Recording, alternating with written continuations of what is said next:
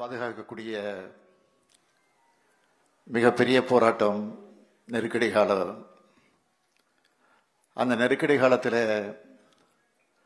திராவிட முன்னேற்றக் கழகம் சந்தித்திருக்கக்கூடிய தியாகங்கள், தலைவர்களிலிருந்து தொண்டர்கள் வரை பல்வேறு கொடுமைகளை அனுபவித்து அந்த தியாகங்கள் எல்லாம் ஏற்றுக்கொண்டு அவர்கள் பட்டிருக்கக்கூடிய கஷ்டங்கள், நஷ்டங்கள் இதெல்லாம் வரலாற்றில் தெளிவாக பதிந்திருக்கக்கூடியவை. அப்படிப்பட்ட வரலாற்றை பதிவாகி இருக்கக்கூடிய வகையில்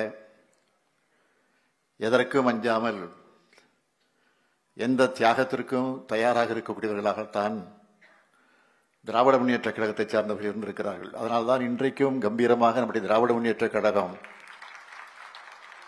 பீடுநடை போட்டுக் கொண்டிருக்கிறது.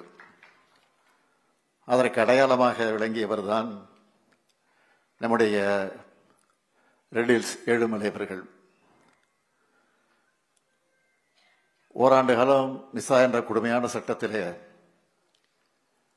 திராவிட முன்னேற்ற கழகத்தை சார்ந்திருக்கக்கூடிய 500க்கும் மேற்பட்டவர்கள் கைதாகி சிறைச்சாலைகள் அடைக்கப்பட்டிருந்த நேரத்தில் நம்முடைய மிசா ஏழுமலை அவர்களும் கைது செய்யப்பட்டு எங்களோடு சிறையில், சென்னை சிறைச்சாலையில் இருந்தவர் தான் நம்முடைய மிசா ஏழுமலை அவர்கள்.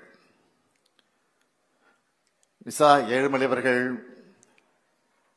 ஏன் மிசா சட்டத்தில் கைதாகி உள்ளே வந்தார் என்று கேட்டால், இங்கே மாவட்ட செயலாளர் தொட்டு காட்டினார்.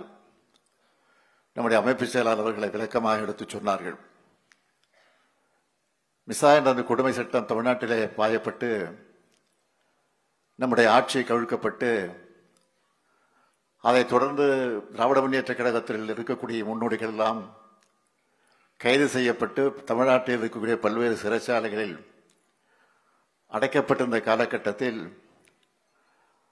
சிறையில் இருக்கக்கூடியவர்கள் யார் யார் என்பதை பற்றி கூட பத்திரிகைகளில் எழுத முடியாத, தொலைக்காட்சிகளை சொல்ல முடியாத, வெளியிலே செய்தியை வெளியிட முடியாத வகையில் அன்றைக்கு கடுமையான சட்டங்கள் எல்லாம் இருந்தன. அது மட்டுமல்ல, கட்சியில் இருக்கக்கூடிய தலைவர்கள் யாரும் பொதுக்கூட்டத்தில் பேசக்கூடாது, வெளியிலே போய் பேசக்கூடாது, திருமணத்திற்கு சென்றால் கூட அரசியல் பேசக்கூடாத நிலையெல்லாம் இருந்த நேரம். தலைவர் கலைஞர் அவர்களுக்கு பேசுவதற்கு கூட இடம் கொடுக்கக்கூடாது என்று அன்றைக்கு பல கொடுமைகள் எல்லாம் சட்டமாக ஏற்றி வைத்திருந்தார்கள். அந்த நேரத்தில் நம்முடைய செங்குன்றம் பகுதியைச் சார்ந்த நம்முடைய மிசா ஏழுமலை அவர்கள் உடனடியாக தலைவர் கலைஞர் அவர்கள் நம்முடைய பகுதிக்கு வருவதாக இருந்தால் என்னுடைய அரிசி மில், ரைஸ் மில், அந்த மில்லை நான் தருகிறேன் என்று சொன்னபோது நம்முடைய தோழர்கள் எல்லாம் சொல்லியிருக்கிறார்கள், நீங்கள் தந்தால் உங்களுக்கு பல கொடுமைகள் ஏற்படும், உங்கள் மீது வழக்கு வரும், நீங்கள் கைது செய்யப்படுவீர்கள் என்றெல்லாம் கூட எச்சரித்திருக்கிறார்கள்.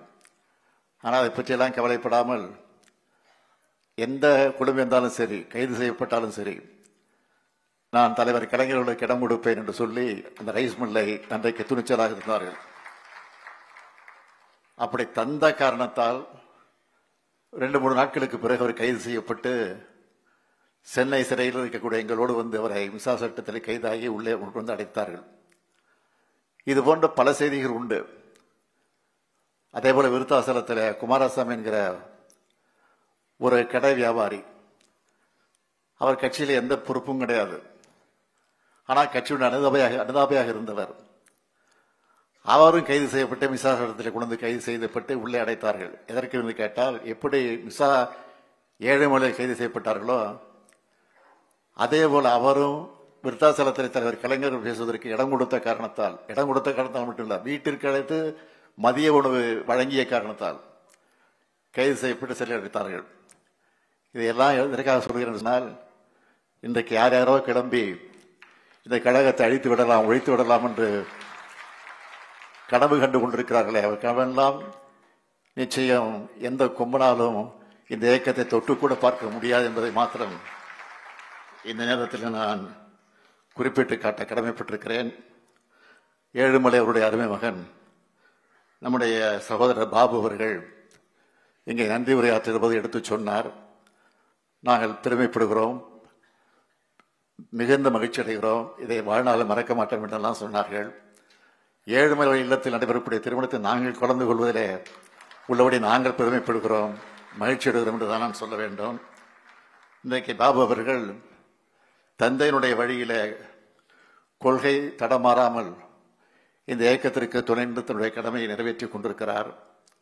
மாணவ பருவத்திலிருந்து கழக பணிகளுக்காக தன்னை ஒப்படைத்துக் கொண்டு முழுமையாக அவர் தன்னுடைய உழைப்பை உழைத்துக் கொண்டிருக்கிறார்.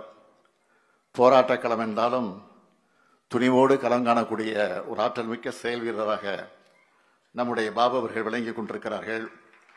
அவர் மென்மேலும் வளர வேண்டும் என்று நான் அந்த நேரத்தில் வாழ்த்துவதை கடமைப்பட்டிருக்கிறேன்.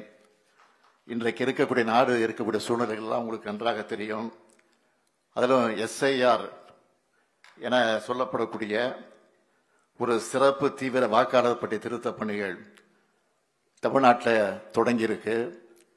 இந்த மாதம் 4ஆம் தேதியிலிருந்து வருகிற நவம்பர் மாதம் 4ஆம் தேதி வரையில் அந்த பணி நடைபெறவிருக்கிறது என்பது, நவம்பர் மாதம் 4ஆம் தேதியிலிருந்து டிசம்பர் மாதம் 4ஆம் தேதி வரையில் அது நடைபெறவிருக்கிறது என்பதெல்லாம் உங்களுக்கு நன்றாக தெரியும். ஆனால் இதை எதிர்த்து தமிழ்நாட்டில் இருக்கிற அனைத்து கட்சி கூட்டத்தை கூட்டி நாம் தீர்மானம் போட்டு அந்த அடிப்படையில் உச்சநீதிமன்றத்திற்கு சென்றிருக்கிறோம். வழக்கு தொடுத்து அந்த வழக்கு நடந்து கொண்டிருக்கிறது. சட்ட போராட்டம் ஒரு பக்கம் என்று சொன்னாலும் வாக்காளர் பட்டியல் திருத்தப்படக்கூடிய பணிகள் ஒரு பக்கம் நடந்து கொண்டிருக்கிறது. அதை கண்காணிக்க வேண்டிய மிகப்பெரிய பொறுப்பு நமக்கு இருக்கிறது. எனவே இன்றைய நிலையில மிக மிக அவசியமான ஒன்று என்பதை நீங்கள் மறந்துவிடக்கூடாது. அதற்காக கூட வருகிற 11ஆம் தேதி மாவட்ட தலைநகரங்களில் நம்முடைய மதச்சார்பற்ற முற்போக்கு கூட்டணியின் சார்பில் ஆர்ப்பாட்டத்தை நாம் நடத்த இருக்கிறோம் என்ற செய்தி கூட நேற்றைக்கு நீங்கள் பார்த்திருப்பீர்கள். எனவே அந்த ஆர்ப்பாட்டத்தில் பங்கேற்று நாம் நம்முடைய உணர்வுகளை வெளிப்படுத்த இருக்கிறோம். ஏற்கனவே வெளியிடப்பட்ட பட்டியல் அடிப்படையில் பிஎல்ஓக்கள் ஒவ்வொரு வீட்டுக்கும் சென்று படிவங்களை தந்துட்டு இருக்காங்க என்பது உங்களுக்கு தெரியும். 2 நாட்களாக தொடர்ந்து நடந்து கொண்டிருக்கிறது. அதை டிசம்பர் மாதம் 4ஆம் தேதிக்குள்ள இந்த படிவங்களை நிரப்பி அதை சமர்ப்பித்தாக வேண்டும். இப்படி அதில் அளிக்கப்படக்கூடிய பெயர்கள் மட்டும்தான் வாக்காளர் பட்டியலில் இடம்பெறக்கூடிய ஒரு நெருக்கடி நிலை ஏற்பட்டிருக்கிறது. தேர்தல் ஆணையத்தை பொறுத்த வரைக்கும் இந்த டிசம்பர் மாதம் 11ஆம் தேதி வரை, டிசம்பர் மாதம் 4ஆம் தேதி வரையில் 3 முறை அவர்கள் வர இருக்கிறார்கள். நாம் வேலைக்கு போய்விட்டா, ஏதாவது பணிகளுக்கு நாம் போயிட்டா, வீட்டில் இல்லாமல் இருந்தால் நம்ம வாக்குரிமையை இழக்கக்கூடிய ஒரு சூழ்நிலை ஏற்பட்டுடும். அதனால் இந்த பணி முடிஞ்சது பிறகு ஆன்லைனில் நாம் தொடர்பு கொண்டு சேர்க்கின்ற முயற்சி இருக்குது. அது தேர்தல் நேரத்தில் எவ்வளவு நெருக்கடியெல்லாம் ஏற்படும் என்பது உங்களுக்கு நன்றாக தெரியும். எனவே குறிப்பாக ஏழை எளியவர்கள், உழைப்பாளர்கள், கிராம மக்கள் இதனால் கடுமையாக பாதிக்கப்பட இருக்கிறாங்க. இது தொடர்பாக ஏதேனும் சந்தேகம் இருந்தால் அதற்கு ஒரு தொலைபேசி எண்ண தேர்தல் ஆணையம் தந்திருக்கு. ஆனால் அதை மட்டுமே நம்பி நாம் ஏமாந்து விடக்கூடாது. அதனால தான் நம்முடைய கட்சியை பொறுத்த வரைக்கும் நாம் சென்னையில் இருக்கக்கூடிய நம்முடைய அண்ணா அறிவாலயத்தில் கழகத்துடைய சட்டத்துறையினுடைய செயலாளர், நம்முடைய மூத்த வழக்கறிஞர் என்ஆர் இளங்கோ அவர்களை மேற்பார்வையில் உதவி மையம் அமைச்சிருக்கிறோம். கழக நிர்வாகிகளெல்லாம் உங்களுக்கு ஏதேனும் உதவிகள் தேவைப்பட்டால் அந்த தொலைபேசி எண்ணில் நீங்கள் தொடர்பு கொள்ளணும். எஸ்ஐஆர் தொடர்பாக எந்த குழப்பம் இருந்தாலும் இதில் நீங்கள் கேட்டு பெறலாம். அது மட்டும் இல்லை, நம்முடைய இளம் தலைவராக, காங்கிரஸ் பேரியக்கத்துடைய இளம் தலைவராக விளங்கி கொண்டிருக்கக்கூடிய ராகுல் காந்தி அவர்கள் இதற்காக பெரிய ஒரு போராட்டத்தை, இயக்கத்தை நடத்தி கொண்டிருக்கிறார். குறிப்பாக கர்நாடகா, ஹரியானா பகுதியில் தான் இந்த அளவுக்கு வாக்கு திருட்டு நடந்திருக்குன்னு அதை பற்றியெல்லாம் ஆதாரபூர்வமாக எடுத்து வெளியிட்டு இருக்காது. அப்படி ஒரு நிலை தமிழ்நாட்டில் நடக்க விடக்கூடாது. வருமுன் காப்பது நமது கடமையாக இருக்கணும். இந்த பெரும் பொறுப்பை கழகத்தின் BLA 2 ஒவ்வொருத்தரும் செஞ்சாகணும். தமிழ்நாட்டில் ஜனநாயகத்தை காக்கிற காவலர்களாக கழகத்தினுடைய பூத் ஏஜென்ட்டுகள் செயல்படணும். எல்லா வாக்குச்சாவடிகளும் வெற்றி பெற பணியாற்ற வேண்டும் என்று நான் இந்த நேரத்தில் உங்களை எல்லாம் கேட்டுக்கொண்டு, இந்த மகிழ்ச்சியான நேரத்தில் மணக்கோலம் இருக்கக்கூடிய மணமக்களை அன்போடு கேட்டுக்கொள்ள விரும்புவது, உங்களுக்கு பிறக்கக்கூடிய குழந்தைகளில் அந்த குழந்தைகளுக்கு அழகான தமிழ் பெயர்களை சூட்டுங்கள்.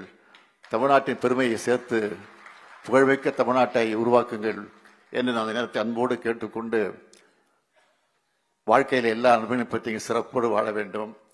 புரட்சி கவிஞர் பாவேந்தர் பாரதிதாசன் எடுத்து சொல்லி இருக்கக்கூடிய வீட்டிற்கு விளக்காக நாட்டிற்கு தொண்டர்களாக மணமக்கள் வாழ்க வாழ்க வாழ்க என்று வாழ்த்தி விடைபெறுகிறேன். நன்றி, வணக்கம்.